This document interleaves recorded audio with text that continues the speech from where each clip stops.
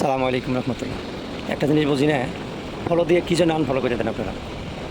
যারা নতুন ফেসবুকে কাজ করতে আসছি আমরা, তারা কিন্তু 1 ঘন্টা 2 ঘন্টা পর আমরা চেক করি যে আমাকে কয়টা ফলোয়ার বাড়লো। যে সময় দেখি যে ফলো দিয়ে আনফলো করেন, ছোটো দিন আমাদের কিন্তু মনটা ভেঙে দেয়। কেন এই কাজটা কী জন্য করেন? ফলো দিয়ে আবার আনফলো করে দেন, এটা কিন্তু ঠিক না ভাই। ক্ষতি কিন্তু আমার একলা হবো না, ক্ষতি আপনারও হবো, কারণ ফলো দিয়ে আনফলো করা ঠিক না। আমার জায়গা থেকে এতটুকু বলতে পারি, আমি যাদেরকে ফলো করছি আমি আনফলো করি নাই, এবং কি যাদেরকে ফলো করবো তাদেরকেও আনফলো করবো না।